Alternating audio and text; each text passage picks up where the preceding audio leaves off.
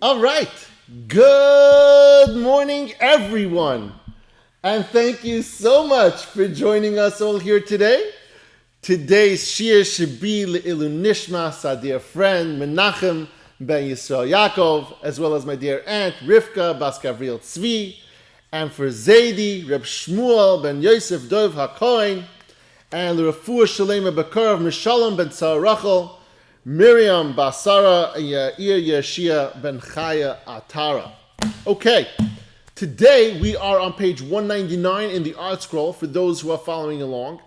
And today we are going to discuss why the Torah does not discuss reward and punishment in the world to come. Specifically reward, but why the Torah does not discuss the world to come as a whole. And there are 7 different reasons to that, and today we're going to focus on the first 3. And we're going to understand a little bit more as to why, when the Torah tells us about, we learned last week that the Torah spells out exactly punishment, but doesn't tell us about the reward system, and that's on this world, but it does promise us some kind of reward. But on the world to come, it's very vague. There's not a lot there about it. It just says, Shaar Olam Ha'bah, Shaar Olam Ha'bah. But it doesn't give us a kind of an idea of what that looks like. And so we start off with the first one. Rav Av provides 7 reasons. Here's the first one. He says, Mehem, Kitzuras hanefesh bil'adei haguf eina yudua etzleinu.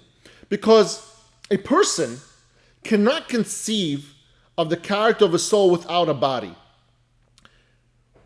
We are human beings. We understand that we have a neshama, we have a soul, but we really can't conceptualize what that means, a neshama on its own. We can only understand it once we have a human face, we have a body, we can say, yes, we have a neshama, we have that soul. All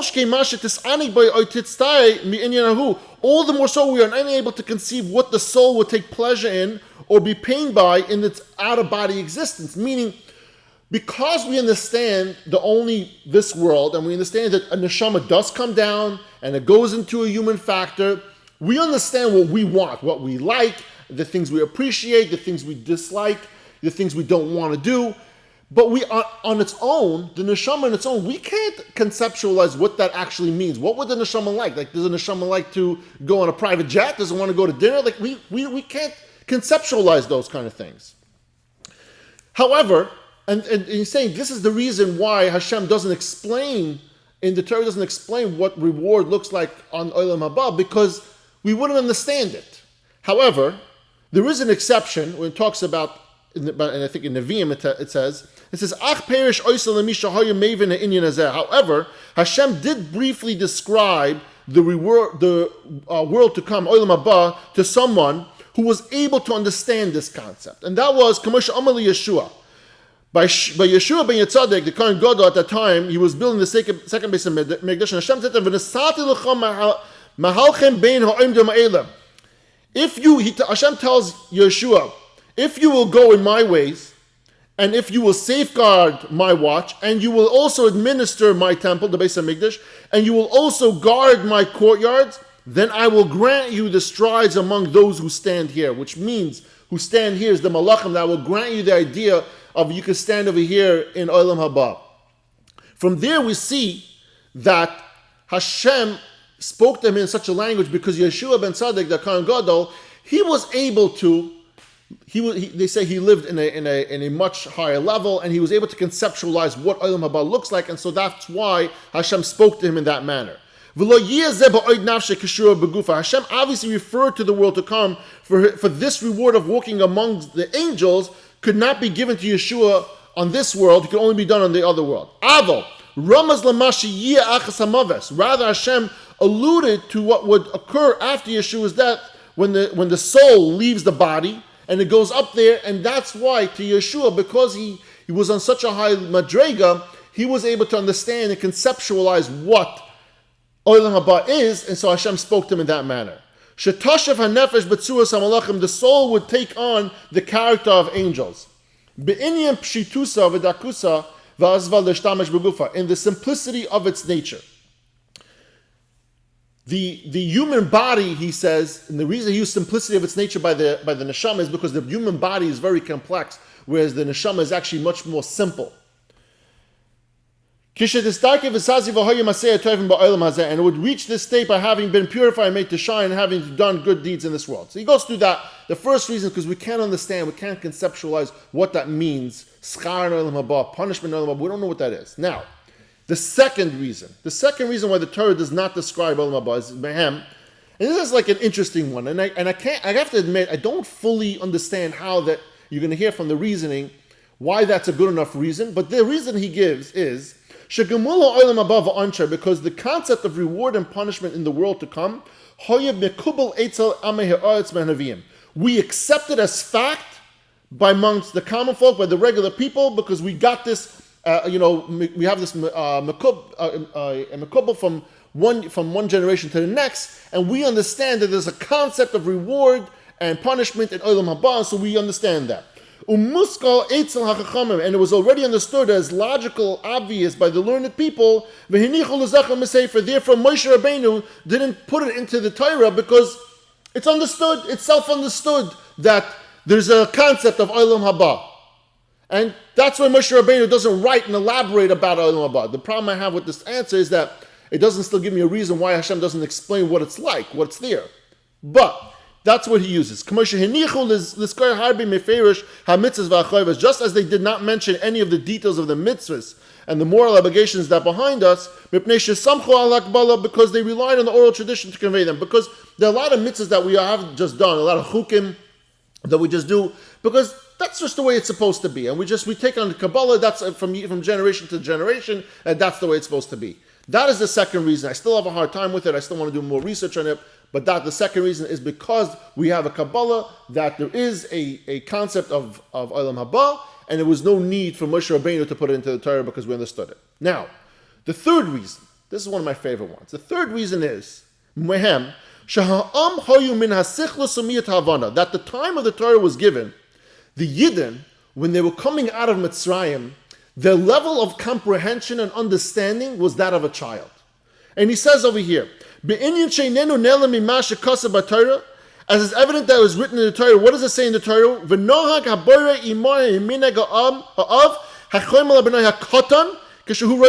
Therefore Hashem treated them with compassion, it says in the pasuk, like a father treats his young son when he wants him to discipline him.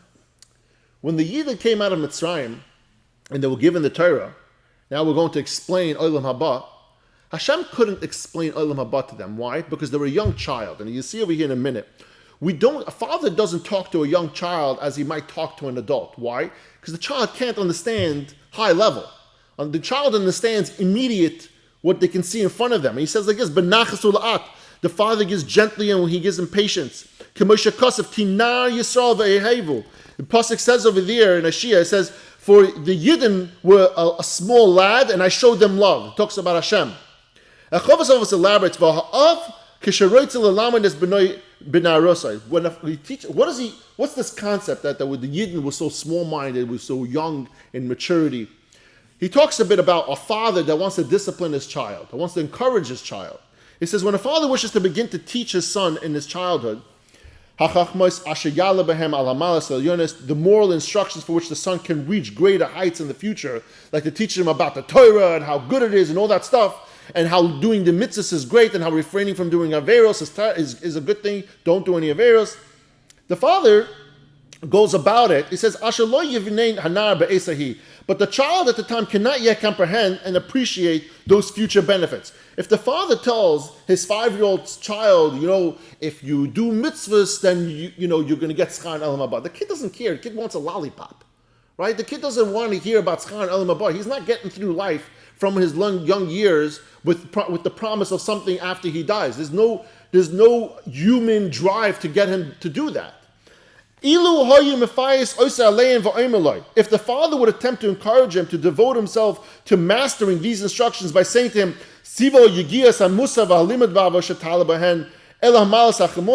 tolerate the difficulties of the discipline and instruction, because through them you rise to be the treasured heights. He's telling the child, if you listen, you pay attention, you're going to be a tzai. And when it comes to Olam Ha'bah, you're going to sit right next to Shemayim, right next to Hashem. The child needs a little more. He needs a little kind of like, I need something now. A little payment, a little prepay. The the son would not be able to tolerate them. And what's going to happen if he's not going to see any immediate reward? He's not going to listen. He's never going to listen. He's not going to be a good kid. He's going to go OTD. And would not listen to his father because he does not yet understand the future benefits his father is discussing. He can't understand what that means, Shaar and Olam Ha'bah, or being close to Hashem. He understands lollipop and trips and recess. That's what he understands. But if instead, what does the father do? It doesn't say all these high-level stuff. The father does this. He says, he promises the reward to his son for his effort if he does do the right thing. What does he do? He says he promises, I'm going to give you, a treat, maybe a candy, or take you out to a nice lunch or dinner, and nice means of transportation. He might buy him, a bicycle. Maybe when he's older and he still doesn't understand, to buy him a nice car. Similar things like this. And the father threatens him. The flip side to that is the father also tells him, if you don't do this, what am I going to do? I'm going to take away your privileges. I'm going to, you're not, he says over here, Merav, such as leaving him hungry. Pretty extreme, but again, this is 1,000 years ago. The Aram, or insufficient clothes, or Balkas, he's going to hit him. Or some kind of similar punishment. But again, the concept over here is that the father promises him, if he does well, I'm going to give you treats, I'm going to buy you toys, I'm going to buy you gifts. And if you don't do well, I'm going to punish you. You might get a patch. I might take away your privileges. You won't be able to ride that shiny bike that I bought you. At the same time, he encourages the child with logical reasoning that he is able to accept. What his father does is that not only he tells him this is right and this is wrong, and I'll give you a reward if you do the right thing, I'll punish you if you do the wrong thing, but he also says, look, you see that tzaddik, that Rosh Hashiva, that Rebbe, that you want to be like him. If you do all the mitzvahs and you follow and you learn Torah, you're going to grow up to be just like that tzaddik. And kids do understand that to a degree. They look up. They're very, impressionable. They say they have the Torah cards. They understand what it means to be a holy person. And they say, yeah, I want to be just like that tzaddik. And so the father encourages him and says, look, if you want to be like that tzaddik, you got to listen. You got to do the mitzvahs. You got to daven. You got to do all those things. From among the tangible proofs of obvious and clear evidence that he shows him. And then it will be easier for the child to endure the difficulty of the discipline and bear the effort it demands. That if he goes through this process, like we know as parents, we go through the process, the reward, the punishment, the giving them encouragement, showing them what they can grow up to be, then yes, they listen. They might not understand the true value, because we understand the true value as we get older. We want to get closer to Hashem. We want to have that Olam Ha'bah, that schar, that's what we strive for. But until that doesn't come to fruition, until the kid is not mature enough to understand that, the kid is going to behave because he's getting that immediate reward. He sees that immediate punishment if he doesn't listen, if he misbehaves. And also because he looks up to the tzaddik, to the Rosh Hashivas, to whatever it is. They look up to good people and they say, yeah, I want to be just like that person. I like that person. That's a good guy. Then when he reaches maturity and his intellect becomes more developed, he will be able to understand the true purpose of that discipline and his inherent value. That he'll look back at the times and say, yeah, my father did that because I didn't understand that. But now I understand. I'm mature enough to understand what Hashem is, Olam Ha'bah is, all that different stuff. And he will apply his efforts with the purpose in mind. And when he gets older, the goal is that he gives up that I'm doing it because I want a lollipop, because I want a treat, I want a nice car. I'm doing it because I want to get close to Hashem, because that's what Hashem wants from me. At that stage, the pleasant treats of food and everything that his father promised him, all the gifts and the vacations that he's been chasing, are less important to him in his eyes. Why? Because he matured.